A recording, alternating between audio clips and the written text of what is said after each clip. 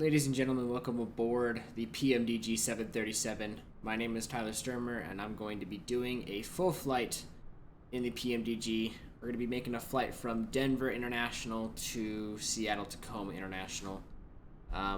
Today we'll be using a couple of mods that involves PACX and FSLTL Flight Injector. I'll show you what those both do later on as the flight endures. For the flight plan and all the flight information, we're using SimBrief and Navigraph charts. There was a few things that I did do to the actual simulator that included setting a flight plan so air traffic control in the game knows where I'm going, so I can get the IFR clearance and stuff, which I've already done thus far. Other than that, I haven't done anything else. I'll show you guys exactly how I start the plane up from a cold and dark state. I do have a custom panel state. It involves the aircraft being completely empty and very low on fuel, so we can do all of that stuff pretty realistically as if a flight has just ended and we are doing another one. Should be a pretty fun flight. Flight time, we're looking at, according to SimBrief, it's a 2-hour, 23-minute flight. We have 110 passengers on board, or they're going to be boarding. Cargo, 6,050 pounds, 18,000 pounds of fuel. Looking pretty good. Okay, so let's go ahead and go inside the cockpit here. As you can see, it is completely cold and dark. We do have a little stairway right there. I'll show you how to remove that. So we're just going to go ahead and move down our camera down to the FMC. We'll use this one for all the navigation stuff, and we'll use this for all the passengers and fuel and pushback and all that kind of stuff. So we'll first start off by going into Flight Sim Actions. We'll go into Services, we'll request ground power, request the air conditioning unit, request the lavatory services, we'll request the fuel truck, and while we're right here, we'll punch in how much fuel we need for the flight, which is 18,684. And again, I'm using SimBrief to get all this information. Next page, we'll first switch this over to Jetway so that'll automatically disconnect the stairs. It won't automatically connect the Jetway or open the door, so we'll have to do that in a second. We'll go ahead and request the forward and aft galley. This will be for after the flight when we get into Seattle, because that's for something else, from my understanding. And we're not going to request all this yet, but we are going to punch that in right now. But this one would be 3,025 for each one. 3025. Okay. So now that all this is done, as you can see, things are starting to show up. We have the catering services. We have the fuel truck, air conditioning unit. There's the ground power, the lavatory services. Last thing to do is to go to ground services in your in-game air traffic control menu and request Jetway connection. I just have it up on a second monitor here, so that's why you guys can't see it. And as you can see, I have a different type of Jetway, one that I bought from the marketplace. Just looks a little bit better like that. They make that ringing noise. Pretty cool. I forget how much I paid for it, but works really nicely. Makes the game just feel just that more realistic. So after the Jetway has been connected, we have to go here. We have to go into doors. We have to open that door just so it connects and opens up so we can board our passengers. Which we will actually start doing now. Usually I wait till later, but since I'm using PACX here in a second, it'll start boarding like immediately, so we'll just start. We'll go ahead and start PACX real quick. That'll take me a second, and then we'll start up with starting the plane.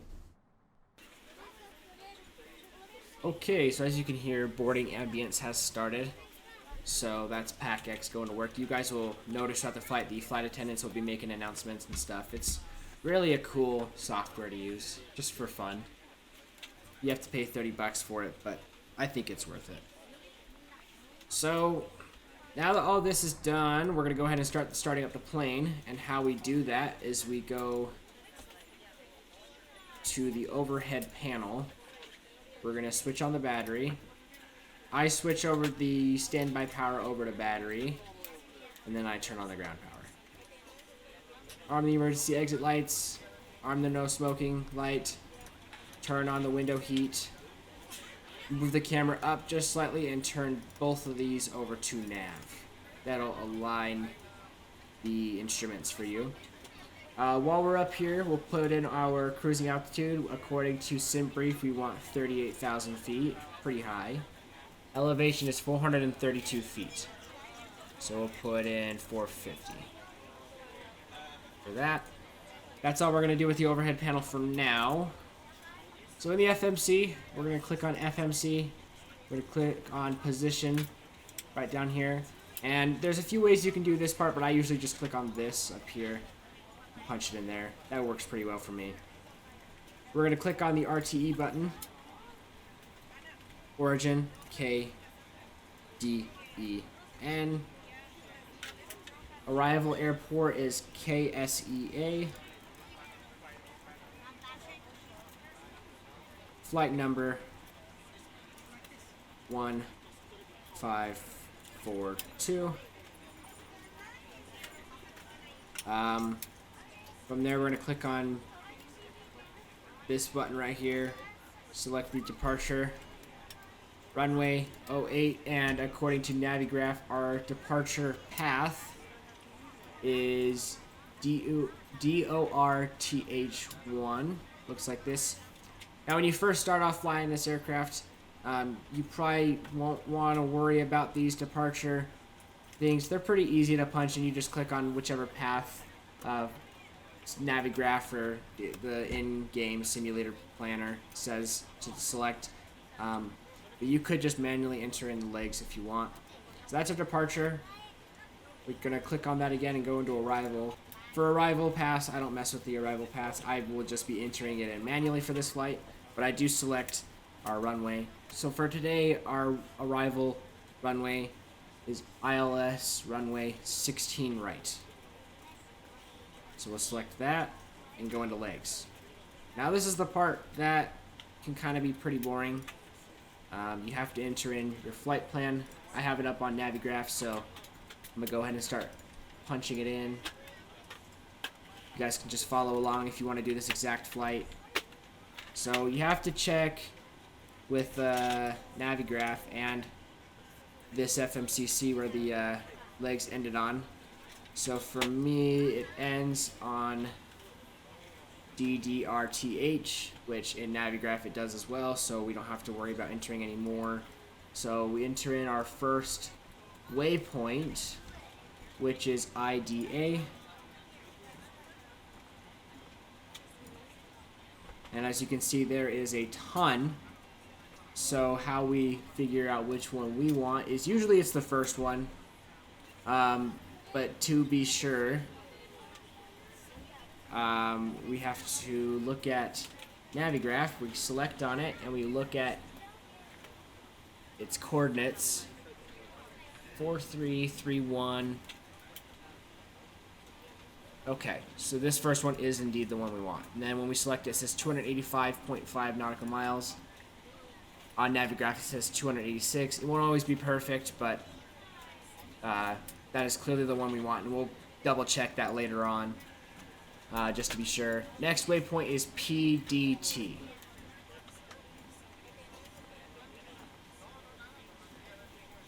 And again, we have to verify that that is the one. The first one is the one that we want. That's why I use Navigraph, as I can actively see what waypoint is what. Coordinates 4541. There we go. It's that one. And 321 nautical miles. Navigraph says 322 nautical miles at 285 degrees. So that is the one we want. Okay, so those are two waypoints. Now we have to start entering in the arrival path, which isn't too hard. I'm just gonna speed through it.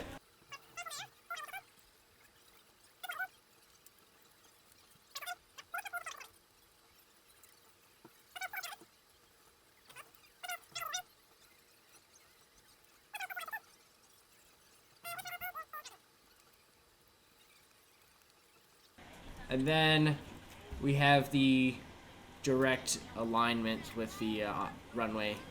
So first one is CIBUX.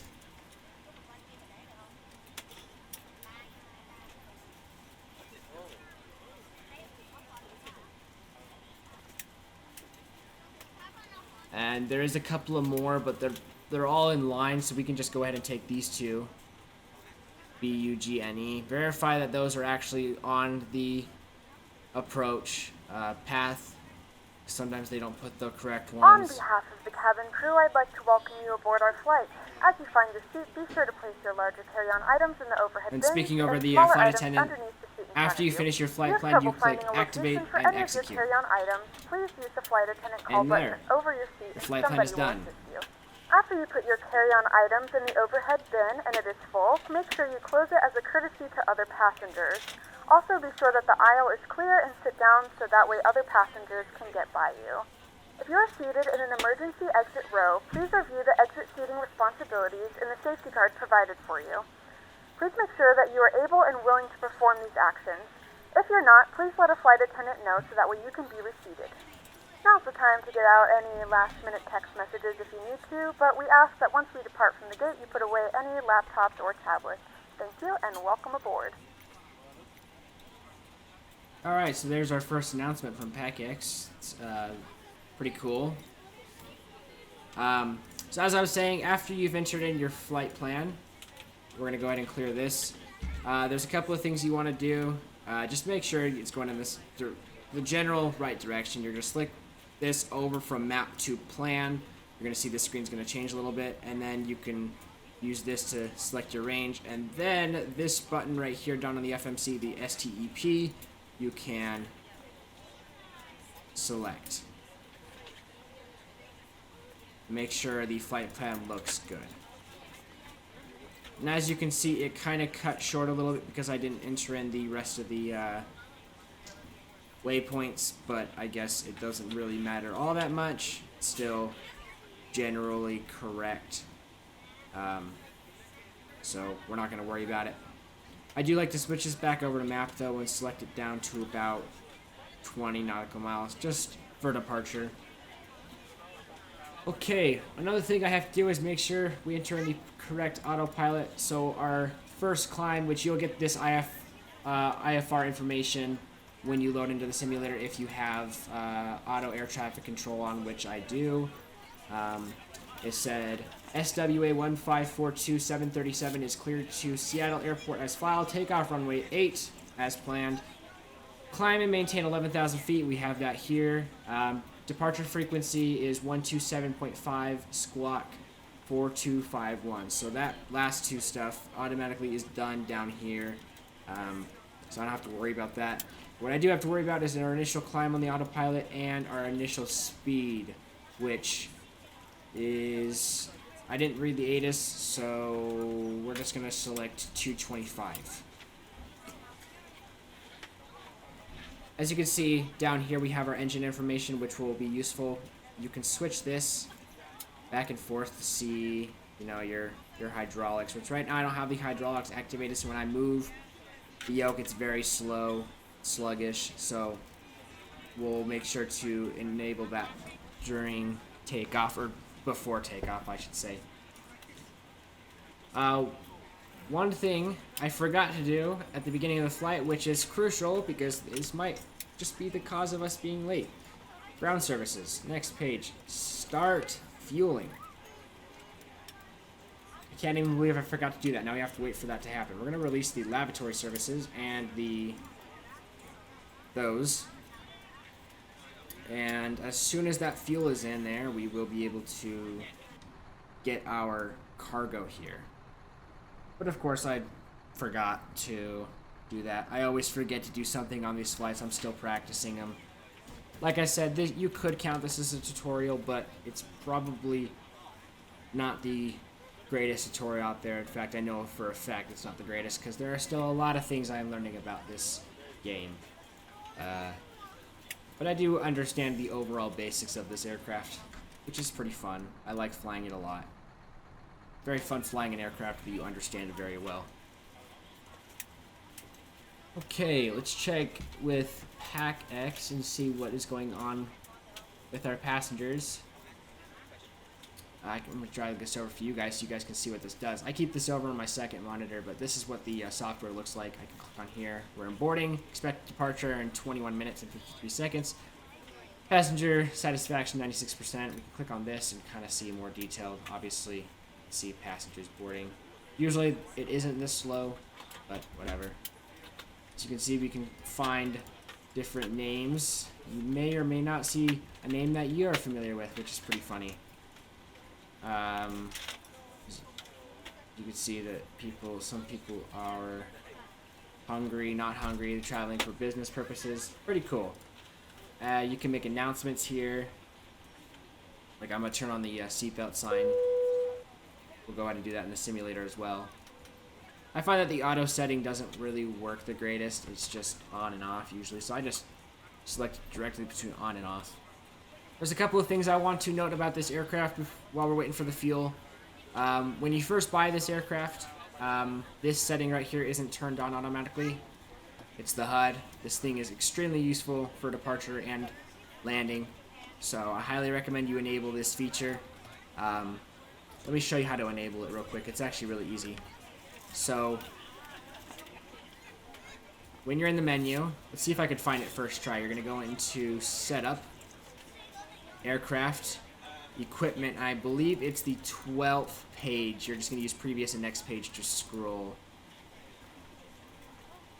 12th page, okay. And then it's this second row right here. You just clicked yes or no. See, I selected no.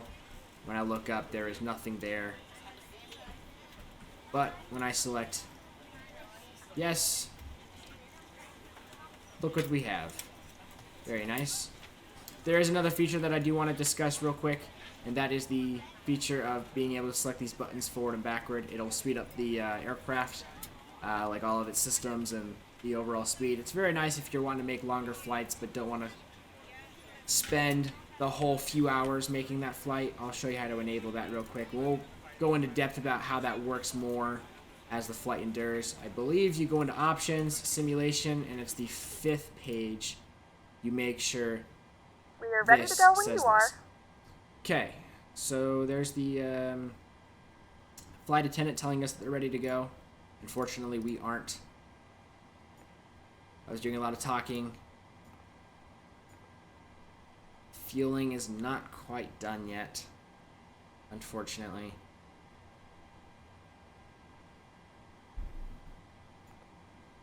We are going to go ahead and, oh, looks like boarding never even started either. It started in game, or in the PackX thing, but you may want to make sure this is done as well, because it actually gives you weight on the aircraft as if there's 110 passengers. So forgot to do that, but luckily that won't take too long. We can go ahead and request these, see if some of them will show up, just to reduce time when the fuel truck is done, but I don't think the carts will show up. It'll just be the loaders that'll show up first. So might as well do that just so we can save a little bit of time, since we did have a bit of a delay because of my incompetent self with flying this aircraft. Like I said, everything departs and arrives at a realistic time. You can technically use that time-lapse feature to make the process go faster, but I typically like to wait in real time and only use that time-lapse feature up at cruising altitude. So as you can see, I started loading the back one because it came pretty quickly. We're still waiting on the forward one because I'm sure it's because the fuel truck is departing. Yep, it's going off. As soon as it disappears, you'll see the carts for the forward one showing up. There it is. Alright, it's finally here, so we click start. Okay.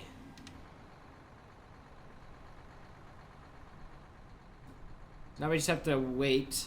I'm debating whether I want to start up the APU now or wait until the passengers are done loading up. I think I'm just going to go ahead and load it up, start it up now, just so we can save ourselves some time, try and get closer to that planned departure time.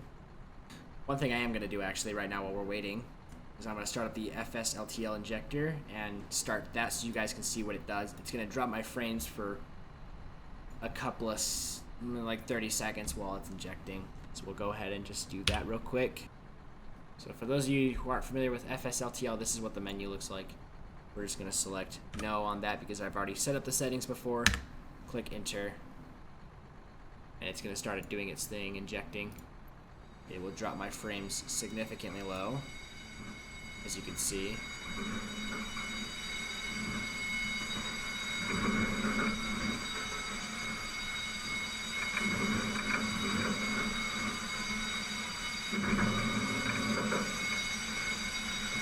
We'll go ahead and request taxi IFR early just because it gets pretty hectic with all these guys here.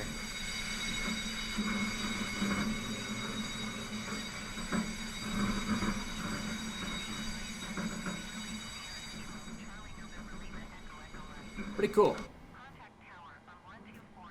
Let's go ahead and check on our cargo. Alright. We'll go ahead and start up the APU. So to do that, we select the left or right pumps. It doesn't really matter. I just do left, and I have it. We're going to select both of those two on. And then we just go down to the APU, select it on, and select it to start. And as you will see, this dial will start to come to life.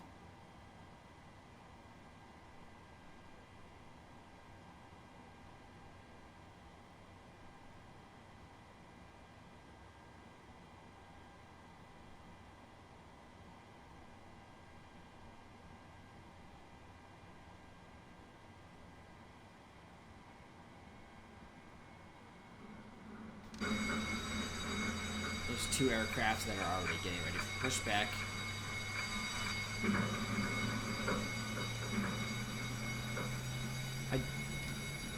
I hate to say it, but I don't think we're going to be making it for our expected departure. Still have 11 minutes left, but usually this takes a bit of time.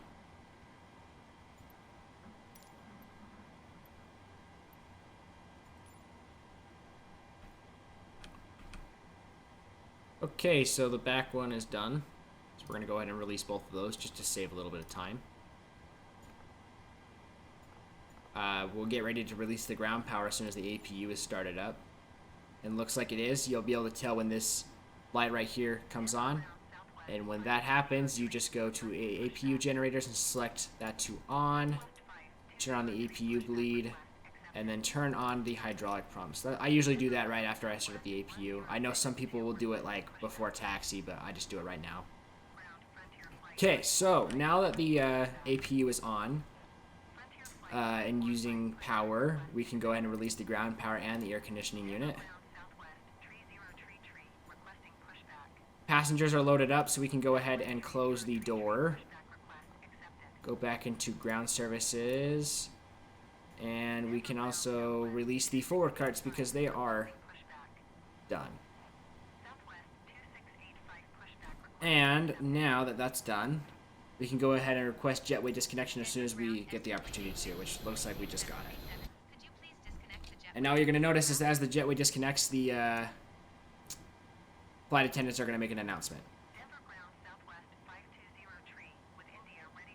We're going to go ahead and engage the parking brake real quick. So by doing how we do that is we push down on the Good afternoon, ladies and gentlemen, foot and pedals welcome and aboard pull flight this. 1542 with service to Seattle. Our flight time will be roughly 2 hours and 23 minutes. Please note the cabin door is now closed. We ask that you make sure that all devices are in airplane mode and your larger devices are now shut down and stowed. If you have not already, please fasten your seatbelt and verify it is low and tight across your lap. Your tray tables and seatbacks must be in the full upright and locked position for departure. Cabin crew secure doors for departure. Okay, now I'm going to show you guys how to do the pushback. You could just request pushback through the air traffic control menu, but I personally prefer to do this way because this way is really cool. I'll show you why. So we already have the chocks removed. We have the parking brake set. So what we're going to do is we're going to do a standard L. As you can see, there's quite a few settings available as you scroll through them. But I usually like to just do standard left, or standard L. So we want the nose to be pushed to the right. So we go ahead and we select turn the nose to the right, which it is. And we're going to do 330 meters for pushback. We're going to select a tug. And we're going to get ready for pushback. I'm going to wait for this guy to go if he is planning on it. Yeah, I don't think they're moving. I don't know. They must have froze or something. So we'll go ahead and start pushback.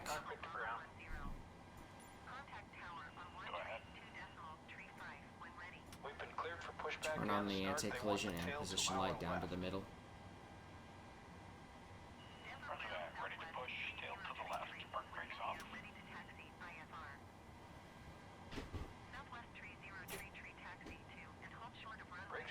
So you just push in on the foot pedals to release the parking brakes and select these two on for engine startup. If you don't have any fuel in your center tank, you don't turn it on, but as you can see, I do, so I have to turn on these. So as soon as pushback starts, turn this engine starter to the ground setting. Look up here and wait for that number to show 20. And once it shows 20, we will click the engine to start, and we will move it up to the idle position. Ladies and gentlemen, please direct your attention to the flight attendants for safety demonstration. When the seatbelt light is fastened, please make sure that your seatbelts are fastened to the lap. To fasten, insert the metal fittings into one another and tighten by pulling on the loose end of the strap. To release your seatbelt, lift the upper portion of the buckle. We suggest that you keep your seatbelt fastened throughout the entire flight, as we may experience unexpected turbulence. Please take a few moments to now locate one of the several emergency exits on this aircraft. In some cases, your nearest exit may be behind you. In case of an emergency and we need to evacuate the aircraft, there is lighting on the floor that will guide you towards the exit. In the event of a decompression, an oxygen mask will drop in front of you. To start the flow of oxygen, pull the mask towards you. Place it firmly over your nose and mouth, secure the elastic band behind your head, tighten the straps if necessary, and breathe normally. Although the bag does not inflate, oxygen is flowing to the mask. If you are traveling with a child or someone who requires assistance, secure your mask on first and then assist others. Keep your mask on until a member of the crew advises you it is safe to remove it. In the unlikely event of a water landing, a life vest is located in a pouch under your seat or between the armrests. When instructed to do so, open the plastic pouch and remove the vest. Slip it over your head. Wrap the straps around your waist and buckle at the front. Pull the strap to tighten. To inflate the vest, pull firmly on the red cord only when exiting the aircraft. If it doesn't inflate automatically, you may blow into the mouthpiece for manual inflation. Each vest is equipped with a whistle and a light. If you need to, your seat cushion can be used as a secondary flotation device. Please make sure to exit the aircraft as soon as possible and leave your belongings. Once again, all devices must be in airplane mode and your larger devices must be turned off and stowed at this time. Please securely stow your personal items. Make sure your seatbelts are fastened in seat backs talking over the flight attendant again. full Pushback upright is position. complete, parking brake We is remind set, you so that there's a this few is a things we need to do non-smoking before we flight. start taxiing, and Tampering that with, involves disabling, turning or on destroying the the smoke generators detectors for located the in a engines, lavatory is so prohibited by law. the aircraft All starts of this supplying information and energy more from can be found in the the safety engines, card not the located in the APU. seat back in front of you. Set We the suggest APU reading bleed this and to letting your off, cabin member turn know the if you have any APU off, questions. left Thank you and for right flying packs with to us again, and auto, we hope you enjoy your isolation flight. valve to closed, probe heats on, and yaw damper on. Hit the flight attendant button one more time, just so the flight attendants know we're getting ready to go, and turn on all of the landing and taxi lights. And if it's darker, you turn on the logo and wing lights, but it's bright out, so we're going to leave those off. And as you can see, while we were pushing back, I did select this switch to on, and this one as well. I always do this one first since I'm the captain. I want this side to be the main one. And looks like we're ready to go, so we just go ahead and release the parking brakes and push the throttle forward, and we're also going to reduce the flaps to 5 for takeoff. And we're just going to immediately start following the taxi line. I usually like to keep the taxi speed at around 15 knots. So, I know I'm southwest, and I'm supposed to taxi fast, but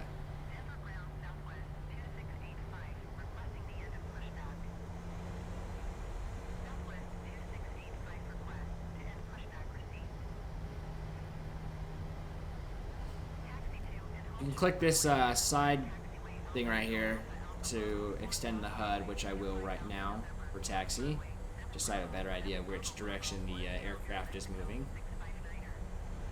Let's go ahead and check with PAC-X and see if expected departure. We're going to be a little late for departure. but not by much, so.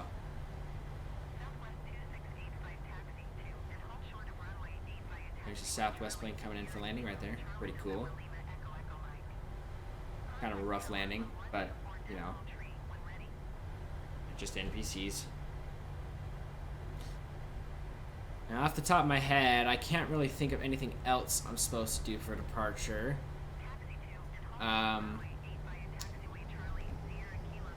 Oh, yes, there is one more thing that you have to do for departure. Hold on, I'll line up with the taxiway.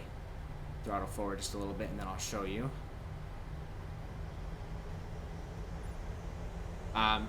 These engine starters need to be set over to CONT for departure and arrival. I don't know why that is, but I've seen tutorials before, and they usually always do that. And what do we have here coming in for landing?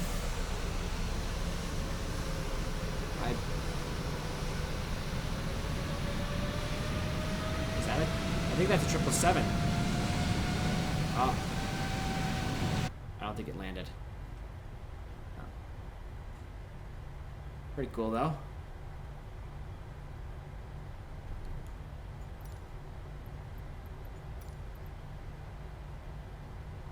Oh, I'm not paying attention. Not quite taxiing correctly.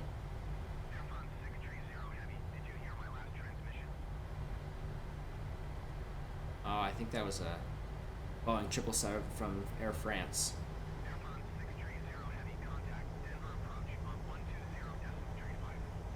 Huh. Pretty neat.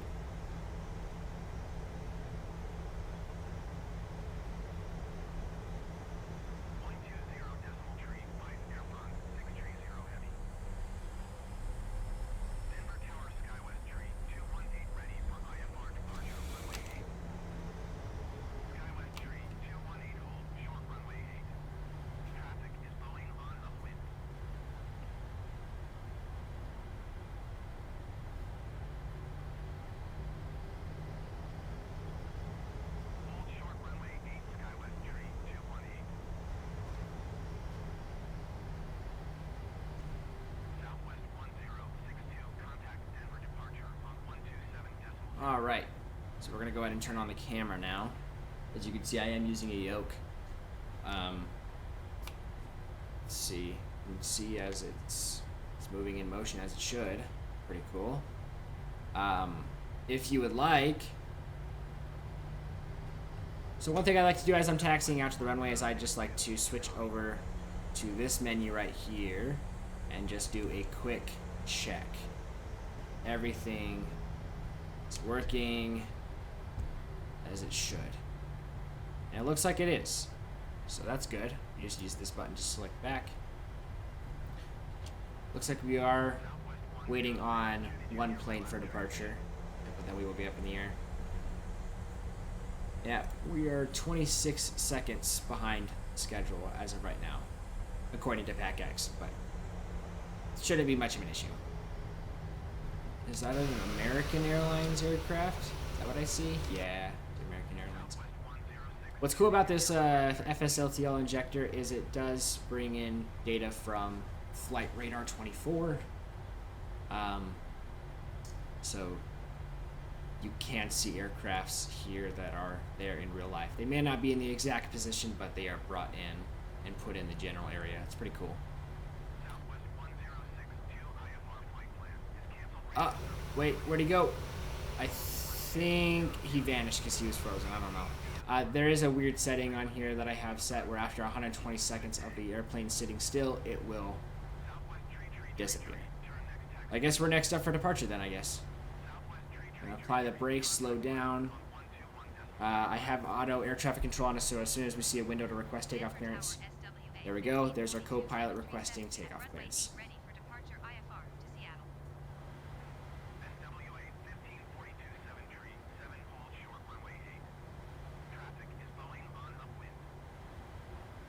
They're telling us to hold short, so we're just going to go ahead and apply the parking brake, and we are going to start the timer.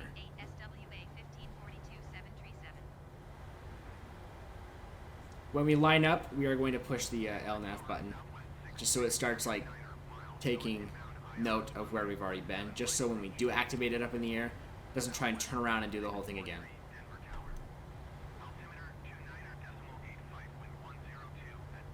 Just making sure I've done everything correctly thus far. I think everything is good.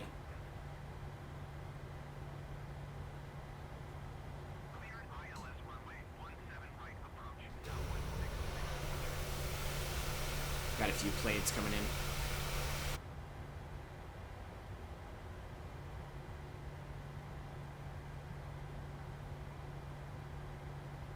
Someone could explain to me what Boeing on upwind means. I'm not entirely familiar with aviation language. I do plan to start going to school for this stuff, become a real pilot in real life here soon. But as of right now, I have zero flight experience other than the time that I spent in the simulator. So somebody in the comments could explain to me what traffic Boeing is on final means. That'd be great.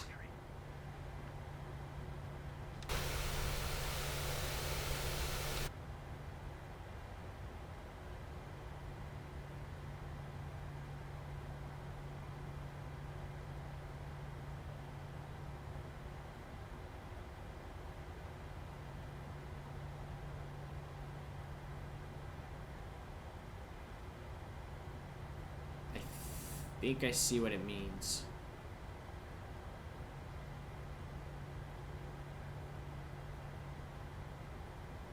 What I'm gonna do, just so I can get out of here, because it seems like I really don't know what's going on. So I'm just gonna go ahead and reset traffic for the FSLTL thing.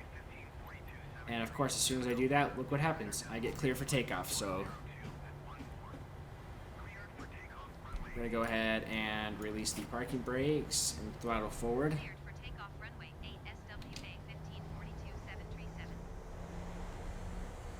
And as soon as we line up, we are going to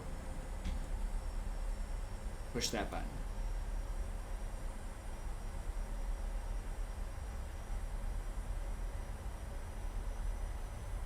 We're gonna try and do a very quick departure.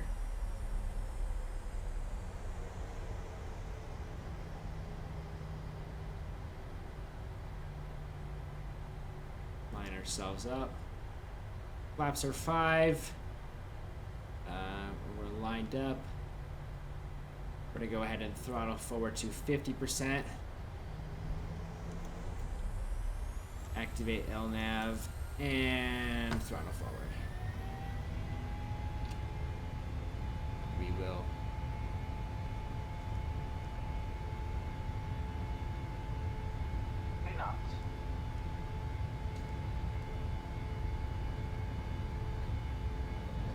still a little unfamiliar how to use the foot pedals during departure. Not necessarily unfamiliar, but still new to it. So there's 150 knots, so we're going to start rolling back up to 5 degrees. And we have liftoff. Just going to go ahead and lift the gears up.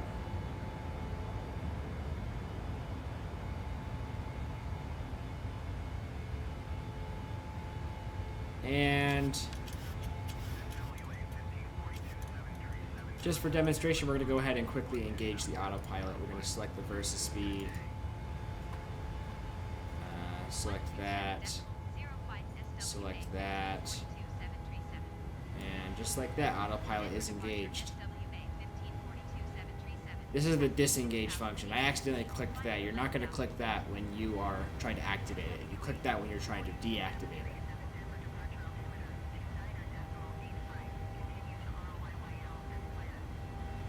So now you can kind of just relax because the plane is pretty much flying itself. You're still in control because you have to control the autopilot and tell it what to do, but you don't have to keep your hands on the yoke or throttle anymore because the plane's pretty much going to do all that by itself now. Pretty cool.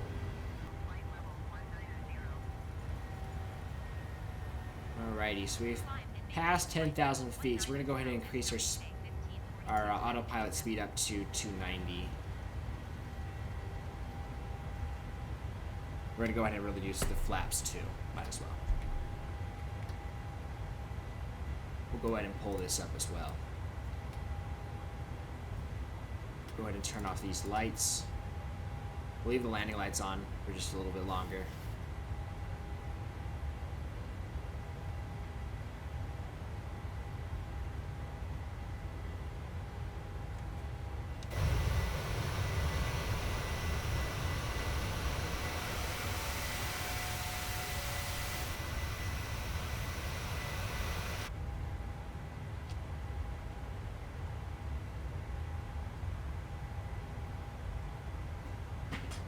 go ahead and kick back my chair and just kind of relax.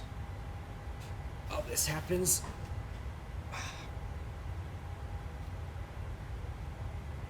Alright. I think it is a decent time to show off a feature that is quite unique about the PMDG 737. Ladies and gentlemen, we have now passed 10,000 feet, so you may turn on larger portable electronic devices. This is also a reminder to please keep your seatbelt fastened throughout the duration of the flight and do not form a line near the lavatories. This aircraft is equipped with onboard Wi-Fi. You will be required to pay a small fee if you wish to access it. We do offer complimentary in-flight TV thanks to our partners. Connect to the Wi-Fi and you'll be able to access our wide range of free live TV and paid movies library.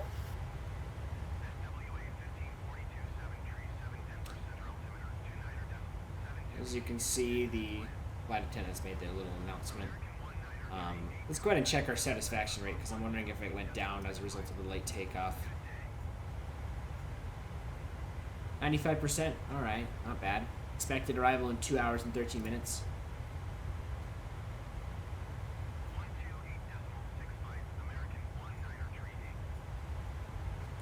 I do want to show off a feature about this aircraft that is really cool, especially useful for making longer flights. It is the time-lapse feature of this aircraft. So as you can see, this button right here has a couple of click spots. It's got the down and up. If you click the up, as you can see, it turns yellow, and if you click it again, it turns red. We're going to turn that off real quick just for a little bit.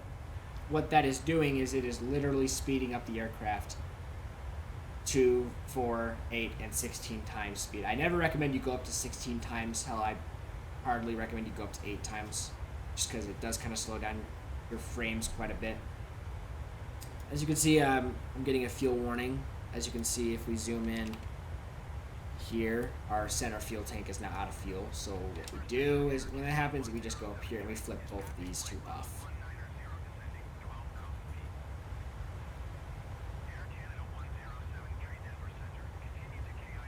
So, back to this feature. Basically, it speeds up the aircraft, it speeds up the fuel consumption, speeds up the speed, basically time lapses the flight.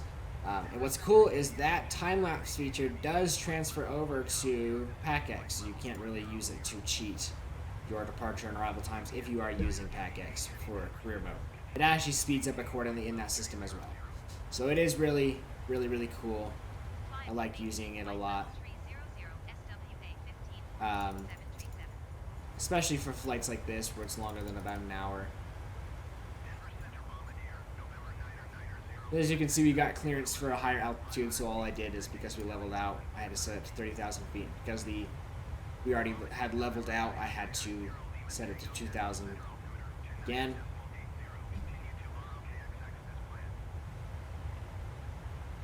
So now that we're above 20,000 feet, or getting about there, I do, at this point, like to speed up the aircraft even more, all the way up to Mach 0.81, which is 335 knots. Usually this will automatically change itself when you get up to a higher altitude, but because I have a certain panel state saved, it doesn't, because of how I've saved that panel state, so I have to change it manually. If you don't know what panel states are, you basically, I'll show you, because I forgot to explain that at the very beginning of the video. So we go to the menu, go to Setup, State Saves. As you can see, if you click Load, as you can see there's a bunch of these. You can select which one you want your aircraft to be at. Usually Cold and Dark is the one you will select when you first start, but unfortunately that one already gives you about 115 passengers on board and about 50% fuel. So I had to set it to Final, which gave me like 3% fuel, make a landing, and then turn off the aircraft according to my knowledge, and then create my own startup state, which is I call my default. So it starts at the plane with low fuel, no passengers on board, and the aircraft in a startup state that I personally like to have it set at.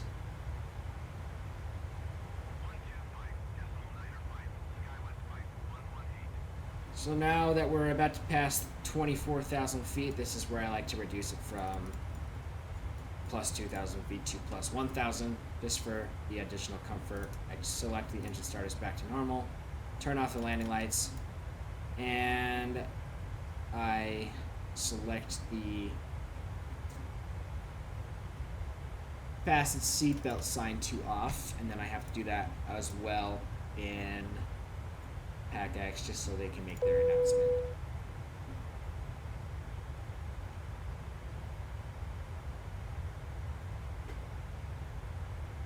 The flight crew has turned off the fasten seatbelt sign.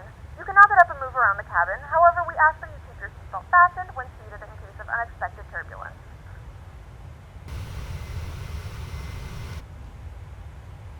So we're on a straightaway now. So now I feel a little more comfortable using this time-lapse feature. I'm only going to set it to 2 times speed though. Actually, we'll see how 4 times does. Yeah, 4 times is fine.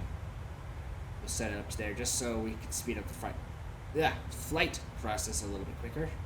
As you can see, it is consuming fuel at a considerably faster rate just because it wants to be realistic about its time. And then in PACX, as you can see, the timer is moving double the speed too, and I believe it shows the flight attendants moving at double speed too, or I should say 4 times speed. But yeah, pretty cool. So there's a couple of times that I don't recommend you use the time-lapse feature, and that is when you're leveling off at a certain altitude that you were given.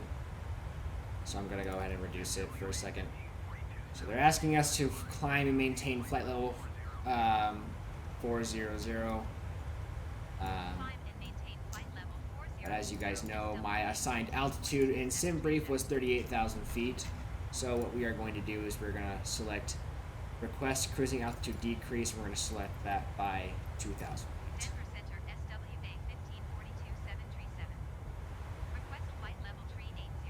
And they should approve it.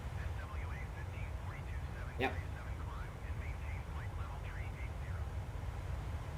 So now that that's done, we can go ahead and speed up the aircraft again.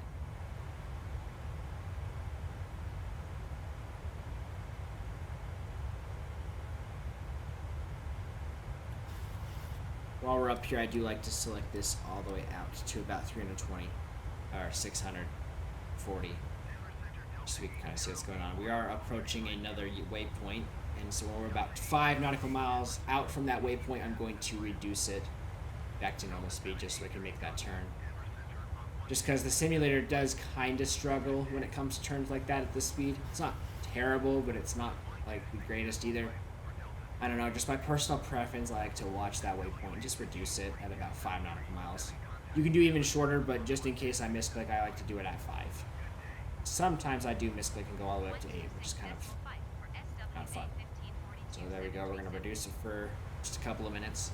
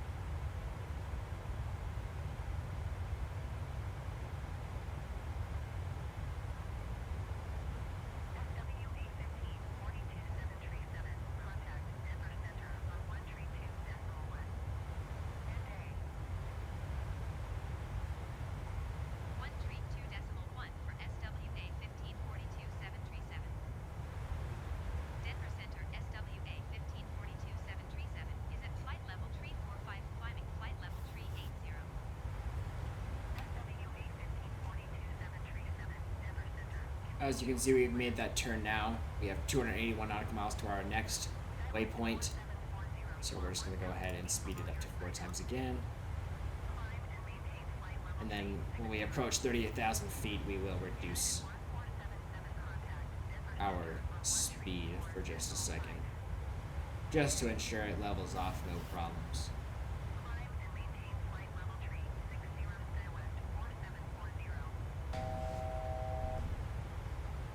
As soon as I hear that alarm, I like to reduce it. Another thing I forgot to mention about this time-lapse feature is not only does your aircraft speed, but every AI aircraft that you have injected with FSLTL, they also increase in speed. So it really is just a cool feature. You get a lot with this aircraft. I know it's $70, but it's like, in my opinion, it is 100% worth it. And if you're an aviation enthusiast like me, you like flying airliners, I highly recommend you pick up this plane. Do I recommend you get it on Xbox? I can't speak for Xbox because I play on PC. I like playing on PC because I can use second monitors, I can use websites, I can use mods. But my understanding, it does work pretty well on Xbox. I just recommend you have a keyboard and mouse handy just so you can finagle all the buttons and stuff. Don't have to worry about using just a controller to fly. Pretty fun aircraft though. I really enjoy it. Okay, so we level it off just fine. We're going to go ahead and increase our speed up to 4 times speed, just so we can get along with our flight. In a few moments, we'll be starting our in-flight service. We will be serving complimentary drinks and snacks. Please look in your seat back for our list of complimentary and premium drinks. Premium drinks are available for a small charge. Please note that we only accept credit cards. Pretty cool announcement once you reach your cruising altitude.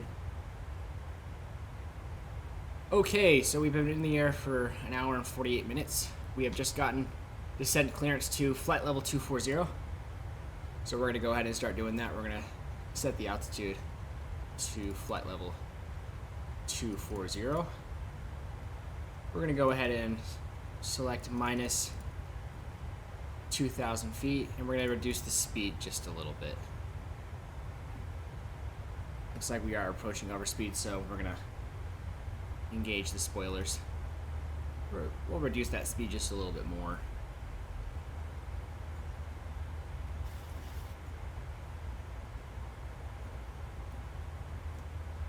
We've begun our descent, and we should be on the ground soon.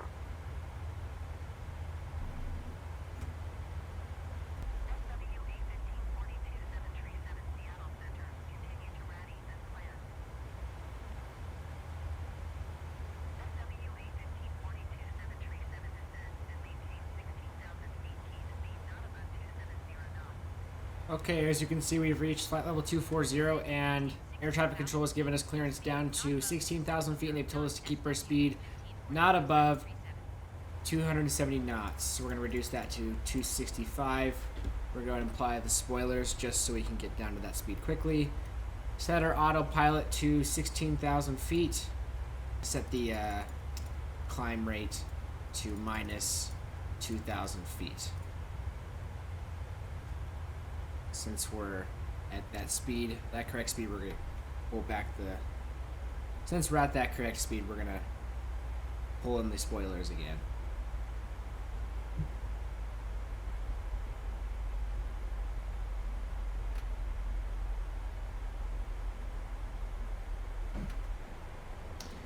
So as some of you can see, it does look like we have some weather that we might have to deal with on our approach. I'm not sure if it's just cloud cover or it might be rain.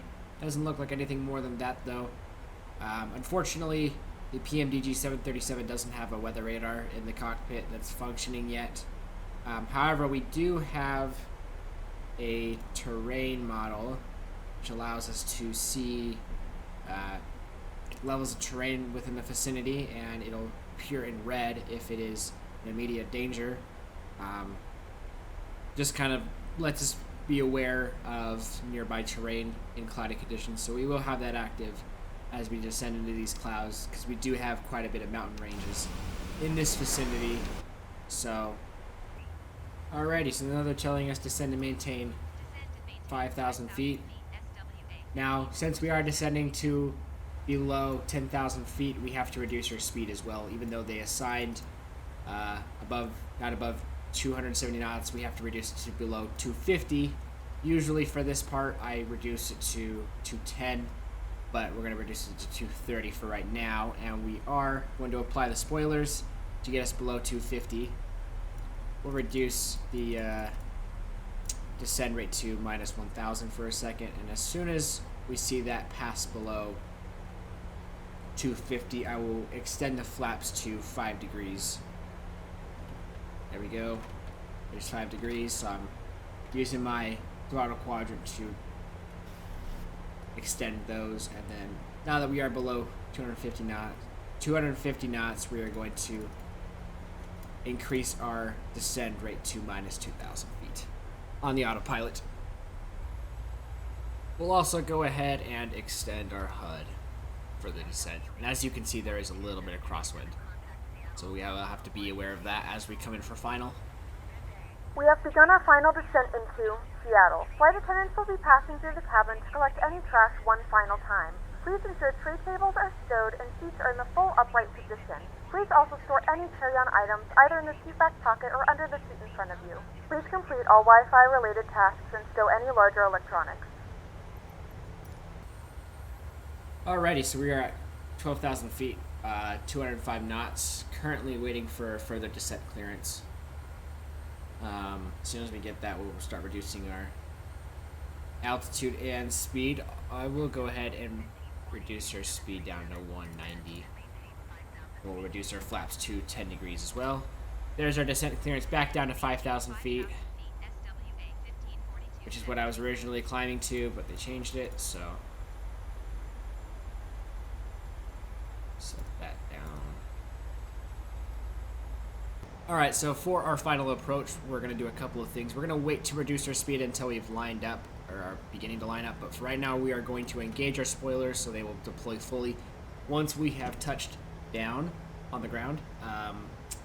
Another thing is, I actually believe that's it for right now.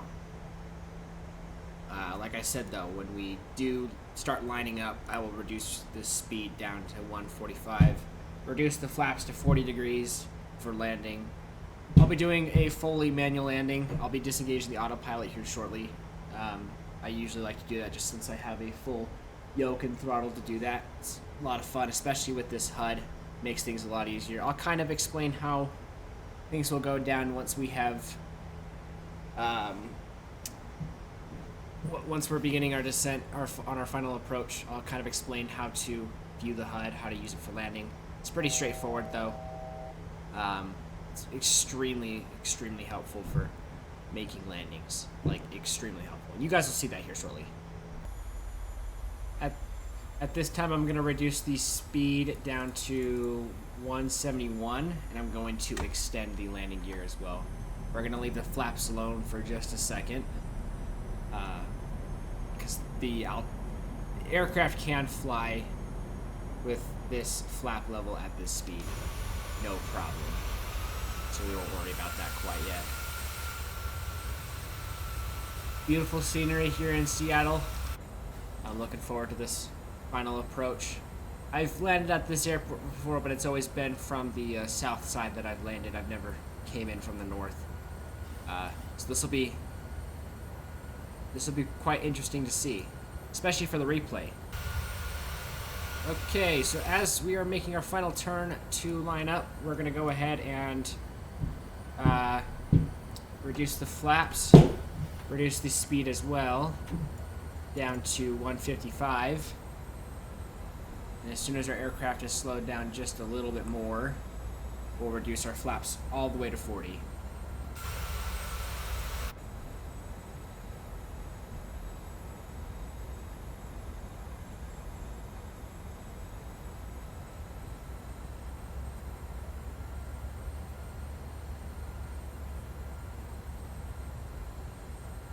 And there we go, there's 154 knots.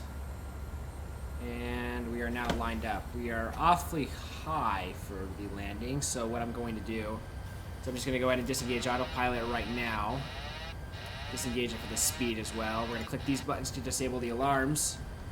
We're going to engage the autopilot. Even though the autopilot isn't engaged, we'll still see this little diamond down here that kind of gives us information on how well we are lined up.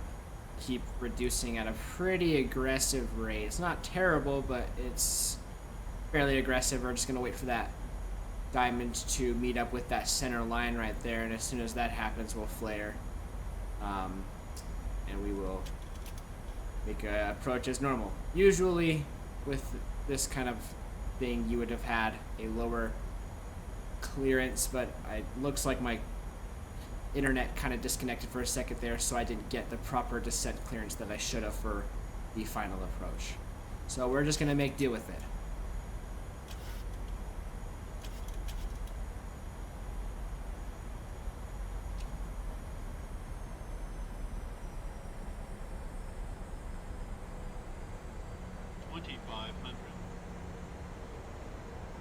So as you guys can kind of tell, I'm using this circle right here to tell where the aircraft direction is going. We're still making a pretty steep descent, but that diamond is now pretty close to that center line, so we're just going to go ahead and flare, apply some throttle to keep our speed up, and put that circle right on that runway, and we're just going to try and keep it there for as long as possible for the final approach. Don't be afraid to use your trim.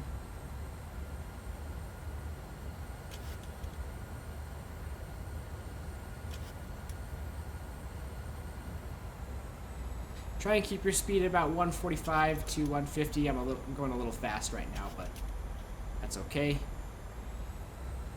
Keep one hand on your yoke and one hand on your throttle if you have both. Most of you probably won't. It's pretty normal, but I have both, so I gotta keep. It's almost like 10 and 2 when driving. It's just a standard rule. One hand on the throttle, one hand on the yoke. We're a little low for the approach, but it's not it's not dangerous quite yet. We still have 2 white and 2 red on the PAPI lights on the runway, so we're doing all right.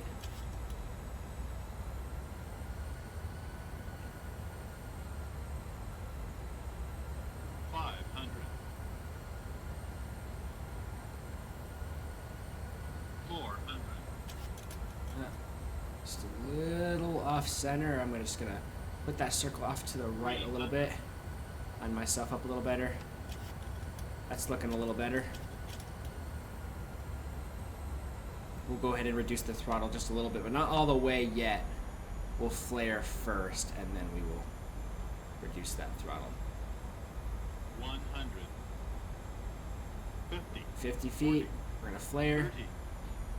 And reduce the throttle. Keep it right there. 10.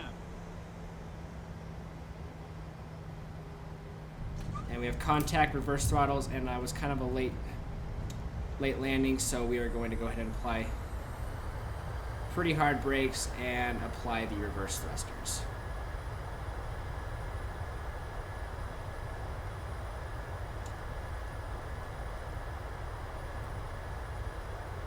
And there's contact.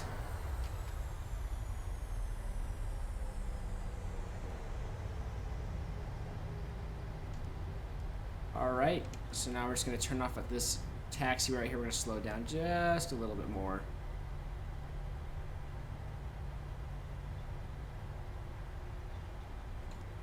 Use the rudder trim. Ladies and gentlemen, welcome to Seattle. The local time is 4:29 p.m. and it's currently about 62 degrees Fahrenheit. You can now use your mobile devices. Please remain seated until the aircraft has come to a complete stop and the seatbelt sign is turned off. Remember to use caution when opening the overhead bins as items may have shifted during the flight. We thank you for flying with us.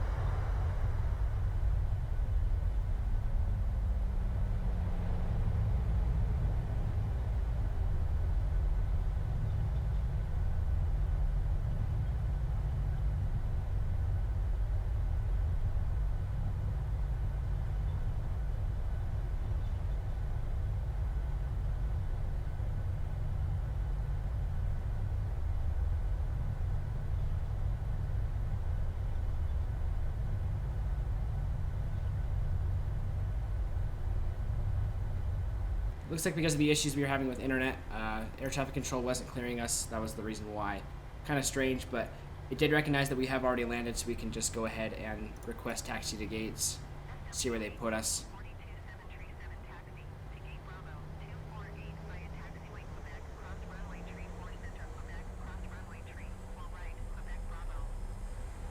And as you can see, I have re-enabled the traffic injector now that I have landed. So we gotta stop, make sure we're clear, left and right. Okay, now we can proceed. Usually I'd have a co-pilot to be able to help me out with that, but I have to do it manually. One thing I did forget to do is I forgot to pull in the spoilers and pull in the flaps.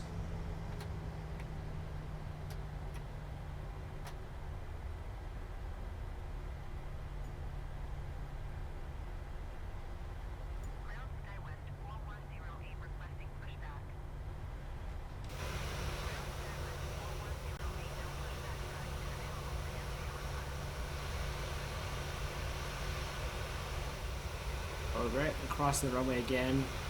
To your right. To your left.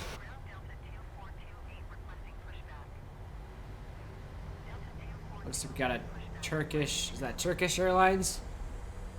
Boeing 787, I believe. And then we have a Korean Air 777, I believe. I have a couple Southwest 737, Delta 737. Lot of ground traffic here.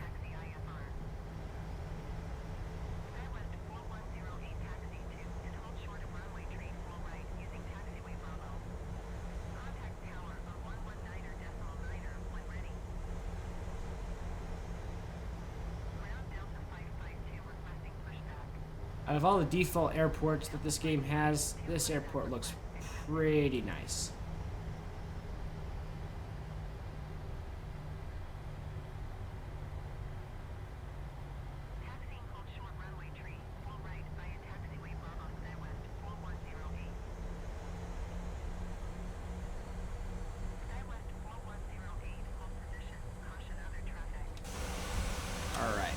Reduce our throttle completely and reduce our speed down to 10 knots for the ground speed, just for our taxi into the gate. It's a very, very small taxiway. Very, very small gate, but will work. Go ahead and reduce your speed just a bit more. And as we're turning in, we'll turn off all of our landing lights just so we're not blinding the ramp agents. Use our foot pedals to kind of navigate on in there. Use some throttle too to keep your speed up.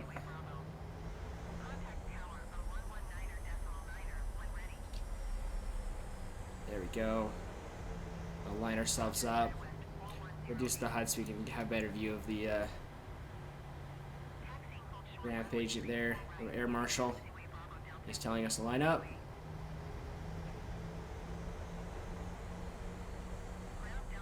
And there we go. Just a little, I was expecting him to tell me to stop, but flight sim actions, services, set the chocks, engage the ground power. As soon as that ground power comes on, we will be able to. Yep, there we go. Ground power is on, so we're going to flip that down, and now that that's on, we can now reduce the. We can now turn the engine starters to off, and we'll power down engine 2. While engine 2 is powering off a little bit, we're going to go to the FMC. We're going to open the door, and we're going to go into Pack X, and we are going to turn the seatbelt sign off.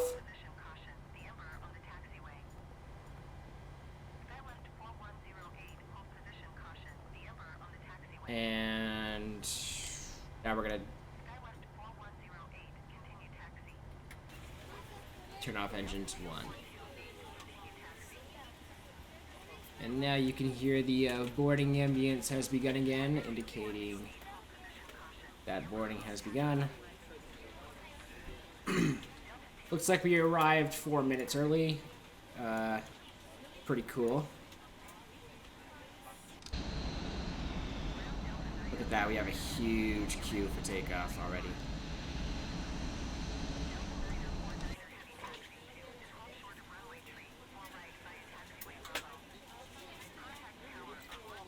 Alrighty.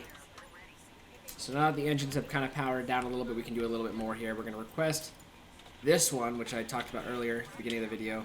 Lavatory services, we're going to request that as well. Air conditioning unit.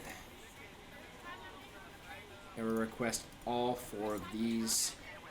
We're just going to put 0 into both of these for unloading the cargo. And we'll wait for those to go ahead and show up.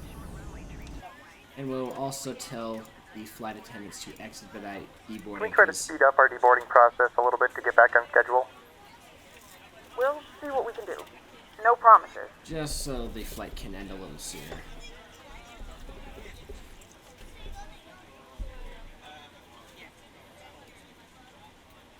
A couple more things we need to do I forgot about. Reduce the left and right packs to off. Isolation valve. Open that for next startup. Turn the probe heats off. Electric off. Yaw damper off. Window heats go off as well. Just turn the IRS models off. This off. This off. All the lights go off.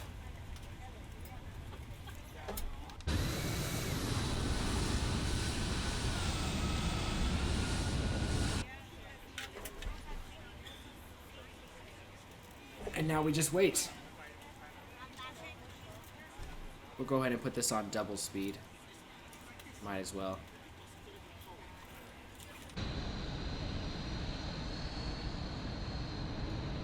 Look at that, there's an American Boeing 777 coming in. Almost ran into that aircraft.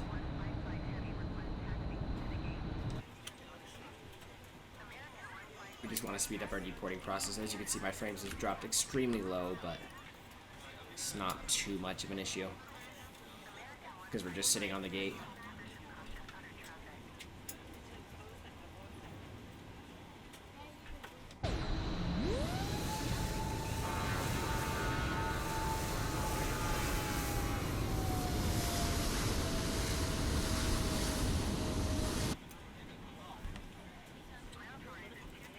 And we'll start onboarding on the second one, too.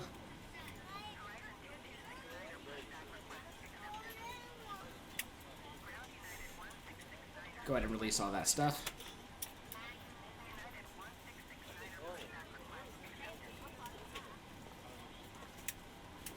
Go ahead and release those now that it's done.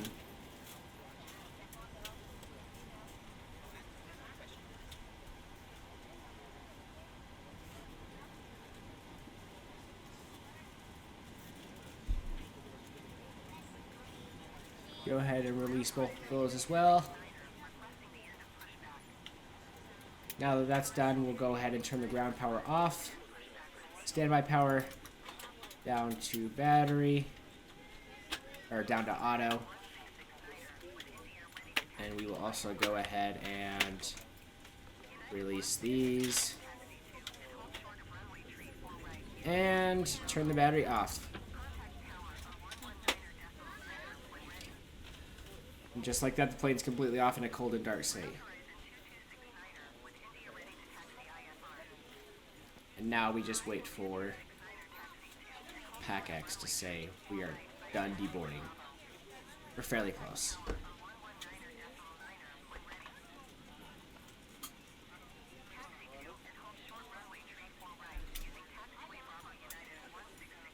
Alright, so now that that's done, we can go ahead and end flight.